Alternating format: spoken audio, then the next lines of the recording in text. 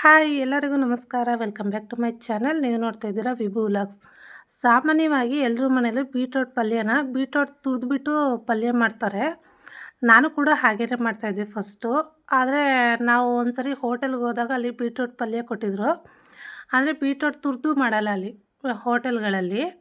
ಬೀಟ್ರೋಟ್ನ ಮೇಲ್ಗಡೆ ಇರೋ ಸಿಪ್ಪೆನೆಲ್ಲ ಎಡೆದ್ಬಿಟ್ಟು ಸಣ್ಣದಾಗಿ ಹಚ್ಚಿ ಅದ್ರ ಜೊತೆ ಕಡಲೆಕಾಳು ಹಾಕ್ಬಿಟ್ಟು ಪಲ್ಯ ಮಾಡ್ತಾರೆ. ತುಂಬಾ ಚೆನ್ನಾಗಿರುತ್ತೆ. ನನಗಂತೂ ಆ ಟೇಸ್ಟು ತುಂಬಾ ಇಷ್ಟ ಆಯಿತು.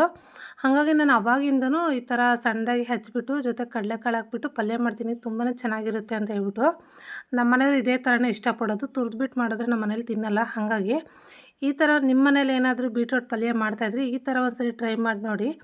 ಹೇಗಿತ್ತು ಅಂತ ಹೇಳ್ಬಿಟ್ಟು ಕಮೆಂಟ್ ಮಾಡಿ. ನಾನು ಇವಾಗ ಬೀಟ್ರೋಟ್ ಸಿಪ್ಪೆನೆಲ್ಲ ಎಡೆದ್ಬಿಟ್ಟು ಅರ್ಧ ಕೆಜಿ ಬೀಟ್ರೋಟ್ ತೊಗೊಂಡಿದ್ದೀನಿ. ಅದನ್ನು ಸಿಪ್ಪೆನೆಲ್ಲ ಎಡೆದ್ಬಿಟ್ಟು ಈ ಥರ ಸಣ್ಣದಾಗಿ ಹಚ್ಕೊಳ್ತಾ ಇದ್ದೀನಿ. ಸಣ್ಣದಾಗಿ ಹಚ್ಚಿಟ್ಕೊಂಡು ನಂತರ ನಾನು ಕಡಲೆಕಾಳು ಕೂಡ ನೆನೆಸಿ ತೊಗೊಂಡಿದ್ದೀನಿ. ಒಂದು 100 ಗ್ರಾಮಷ್ಟು ಕಡಲೆಕಾಳು ನೆನೆ ಹಾಕ್ಕೊಂಡಿದ್ದೀನಿ. ಅರ್ಧ ಕೆಜಿ ಬೀಟ್ರೋಟು ಈ ಥರ ಸಿಪ್ಪೆ ಎಡೆದ್ಬಿಟ್ಟು ಸಣ್ಣದಾಗಿ ಹಚ್ಚಿಟ್ಕೊಂಡಿದ್ದೀನಿ.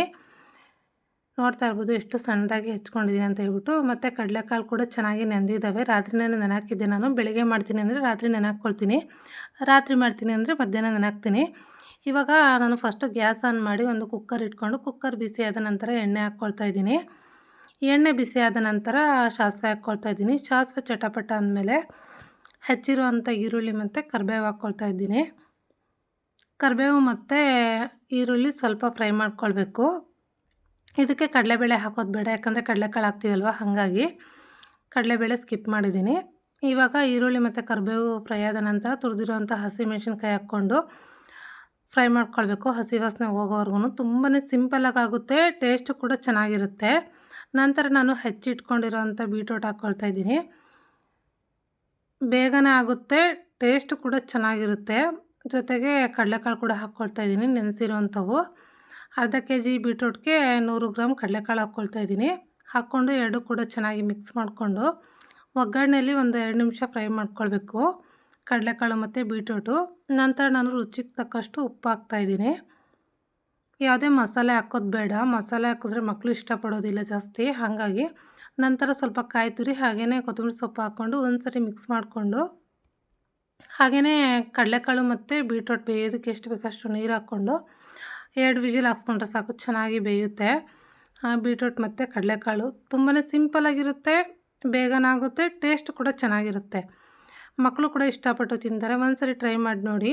ವಿಡಿಯೋ ಇಷ್ಟ ಆದರೆ ಪ್ಲೀಸ್ ಒಂದು ಲೈಕ್ ಮಾಡಿ, ಶೇರ್ ಮಾಡಿ, ನನ್ನ ಚಾನಲ್ಗೆ ಸಬ್ಸ್ಕ್ರೈಬ್ ಮಾಡ್ಕೊಳ್ಳಿ. ಕುಕ್ಕರ್ ಲಿಡ್ ಕ್ಲೋಸ್ ಮಾಡಿ 1 ವಿಜಿಲ್ ಹಾಕ್ಸ್ಕೊಂಡೆ. ನಮ್ಮ ಮನೆಯವ್ರು 1 ವಿಜಿಲ್ ಹಾಕ್ಸು, ಜಾಸ್ತಿ ಬೇಯಿಸ್ಬೇಡ ಚೆನ್ನಾಗಿರಲ್ಲ ಅಂದರು. ಹಾಗಾಗಿ 1 ವಿಜಿಲ್ ಹಾಕ್ಸ್ಕೊಂಡು ಒಂದು ಕಡೆ ಕುಕ್ಕರ್ ಇಟ್ಬಿಟ್ಟು ಇನ್ನೊಂದು ಕಡೆ ದೋಸೆ ಕೂಡ ಹಾಕ್ಕೊಳ್ತಾ ಇದ್ದೆ ನಾನು, ಬೇಗನೆ ಆಗುತ್ತೆ ಅಂತ ಹೇಳ್ಬಿಟ್ಟು. ಯಾಕಂದರೆ ಮಕ್ಕಳು ವೆಯ್ಟ್ ಮಾಡ್ತಾಯಿದ್ರು, ಸ್ಕೂಲ್ಗೂ ಕೂಡ ಟೈಮ್ ಆಗುತ್ತೆ ಅಂತ ಹೇಳ್ಬಿಟ್ಟು. ಫಸ್ಟ್ ಅವ್ರಿಗೆ ಸ್ಕೂಲಿಗೆ ಹಾಕ್ಕೊಟ್ಟು ಕಳಿಸಿದ್ರೆ ಆಮೇಲೆ ನಮ್ಗೆ ಹಾಕ್ಕೊಳ್ಬೋದು ಅಂತ ಹೇಳ್ಬಿಟ್ಟು 9 ಗಂಟೆ ಅಷ್ಟರಲ್ಲೇ ಆಗಿಬಿಡ್ಬೇಕು. ಜೊತೆಗೆ ನಮ್ಮ ಮನೆಯವ್ರು ಕೂಡ ನೀರು ಹಾಯಿಸೋದಕ್ಕೆ ಹೋಗ್ತಾರೆ.